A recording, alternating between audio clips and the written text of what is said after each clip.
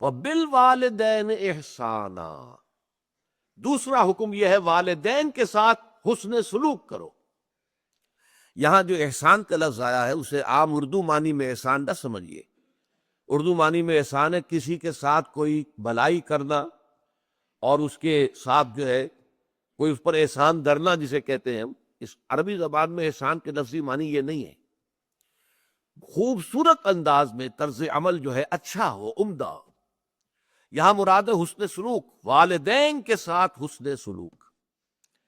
یہ میں آپ سے بتانا چاہتا ہوں کہ قرآن مجید میں 5 مقامات ایسے ہیں کہ جن میں اللہ کے حق کے فوراً بعد والدین کے حق کا ذکر ہے۔ اس قدر اہمیت ہے والدین کے حق کی۔ اس کی وجہ کیا ہے؟ پہلی بات تو یہ ہے کہ انسان پر واقعتاً سب سے بڑا احسان تو اللہ کا ہے۔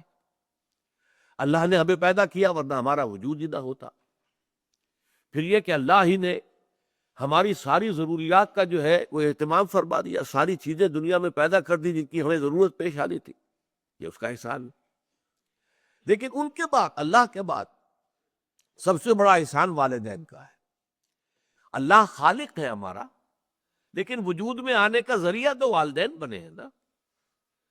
رب اور پالن ہار پروردگار تو اللہ ہے، لیکن اس کی ربوبیت کا مظہر، ذریعہ، وہ تو والدین کی ربوبیت ہے۔ والدین نے پالا پوسا ہے، ماں نے اپنے پیٹ میں رکھا ہے 9 ماہ تک، اور پھر اپنی چھاتیوں سے اپنے جسم کی توانائی جو ہے وہ نچوڑ کر دودھ کی شکل میں پلائی ہے 2 سال تک۔ تو کتنا بڑا احسان ہے۔ والد نے بھاگ دوڑ کر کے اس کی اور ماں کی، دونوں کی جو معاشی ضروریات ہیں وہ فراہم کی ہے، اور شفقت اور محبت والدین کی ہے کہ جس کے تحت اس کا یہ سارا پروان چڑھنا ممکن ہوا ہے۔ تو حق کا معاملہ جہاں بھی آئے گا تو والدین کا حق اللہ کے حق کے فوراً بعد۔ اب دیکھیے یہ بھی ترتیب کی بات ہوتی ہے، جیسا کہ میں نے جو دوسرا سبق تھا آیا بر کا تو عرض کیا تھا کہ اگر تو اطاعت کی بات ہوگی تو اللہ کے بعد رسول، محبت کی بات ہوگی اللہ کے بعد رسول، اسی طریقے سے ارکان اسلام کی بات ہوگی تو کلمہ شہادت کے بعد فوراً نماز، لیکن وہاں نیکی کی بات ہو رہی تھی تو ایمان کے فوراً بعد وَآتَ الْمَالَ عَلَىٰ حُبِّهِ ذَوِي الْقُرْبَىٰ وَالْيَتَامَىٰ وَالْمَسَاكِينَ وَابْنَ السَّبِيلِ، یہ مقدم ہو گیا۔ تو موضوع کے اعتبار سے ترتیب و تقدیم بدل جاتی ہے۔ اطاعت کی بات ہوگی تو اطیعوا اللہ واطیعوا الرسول، اطاعت کرو اللہ کی اور اطاعت کرو اس کے رسول کی صلی اللہ علیہ وسلم۔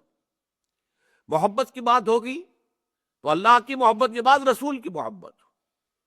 لیکن حقوق کی بات ہوگی تو اللہ کے حق کے فوراً بعد والدین کا حق۔ چنانچہ دیکھیے سب سے پہلے سورہ بقرہ میں آیا ہے وَإِذْ أَخَذْنَا مِيثَاقَ بَنِي إِسْرَائِيلَ لَا تَعْبُدُونَ إِلَّا اللَّهَ وَبِالْوَالِدَيْنِ إِحْسَانًا وَذِي الْقُرْبَىٰ وَالْيَتَامَىٰ وَالْمَسَاكِينِ وَقُولُوا لِلنَّاسِ حُسْنًا۔ اب یاد کرو جب کہ اللہ تعالیٰ نے بنی اسرائیل سے ایک عہد لیا تھا، وہ عہد کیا تھا؟ نمبر 1 لا تعبدون الا اللہ، وہی بات جو ہم یہاں پڑھ رہے ہیں وَقَضَىٰ رَبُّكَ أَلَّا تَعْبُدُوا إِلَّا إِيَّاهُ۔ نمبر 2 وَبِالْوَالِدَيْنِ إِحْسَانًا، والدین کے ساتھ حسن سلوک، نیک سلوک۔ اس کی اصل میں آپ حکمت بھی سمجھ لیجئے۔ حکمت کیا ہے؟ حکمت یہ ہے کہ والدین کے ساتھ اگر حسن سلوک کا کسی معاشرے میں رواج ہے تو والدین بھی اپنے پورے اطمینان کے ساتھ، طمانینت قلبی کے ساتھ اپنے آپ کو اولاد میں انویسٹ کر دیں گے۔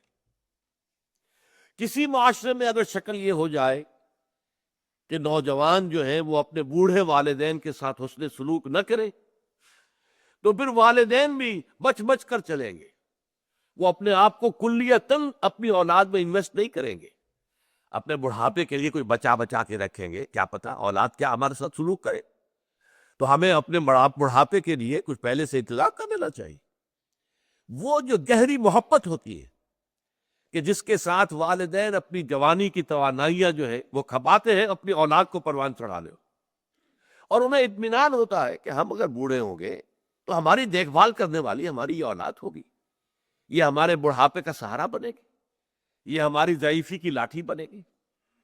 اور جب یہ شکل ہوتی ہے تو خاندان کا ادارہ مضبوط ہوتا۔ کسی معاشرے میں اگر یہ شکل نہ رہے، والدین کو یہ توقع نہ ہو کہ اولاد ہماری خبر گیری کرے گی ہمارے بڑھاپے کی زندگی میں، تو پھر وہ بھی اپنے آپ کو اس طور سے اپنے اولاد کے اوپر لگائیں گے نہیں، بلکہ بچا بچا کر رکھیں گے۔ یہ صورتحال آج مغرب کے معاشرے میں ہمیں نظر آتی ہے۔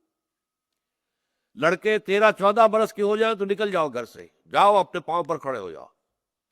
لڑکیاں 16 برس کی ہو جائیں نکل جاؤ، خود معاش اپنی تلاش کرو جہاں تمہیں، ہاں جب تک کوئی تمہارا رین بسیرا نہیں ہے رات کو یہاں آ کے سو جایا کرو، ٹھیک ہے، ورنہ اپنا رین بسیرا بھی اور بنا۔ وہ پھر اپنی ساری جو بھی ہے انکم بچا کر رکھتے ہیں اپنے بڑھاپے کے لیے۔ یہاں ظاہر بات ہے کہ پھر اولاد کے اندر وہ محبت کہاں سے آ جائے گی والدین کے لیے؟ تو یہ صورتحال جو مغرب کے معاشرے میں جو معاشرہ برباد ہوا ہے، تباہ ہوا، اسی لیے پھر وہ کیا کرتے ہیں کہ بوڑھے والدین کو لے جا کے اولڈ ہاؤسز کے اندر ڈپازٹ کر دیتے ہیں، اور وہ والدین ترستے رہتے، کبھی بچوں کی شکل دیکھنی نصیب نہیں ہوتی۔ آپ کو معلوم ہونا چاہیے کہ مغرب میں یہ جو کرسمس کا تہوار ہے اس کی اصل اہمیت کس اعتبار سے باقی رہ گئی ہے، کوئی مذہبی اہمیت نہیں ہے، کہ توقع ہوتی ہے بوڑھے والدین کو کہ کم سے کم اس موقع پر تو بیٹے بیٹیاں کہیں آ کر ہمیں دیکھ لیں گے، ہم سے مل جائیں گے، ہمیں ان کی شکلیں دیکھنی نصیب ہو جائے گی۔ اور اکثر و بیشتر وہ مایوسی بھی ہوتی ہے کہ کرسمس میں بھی کوئی نہیں آتا پوچھنے کے لیے۔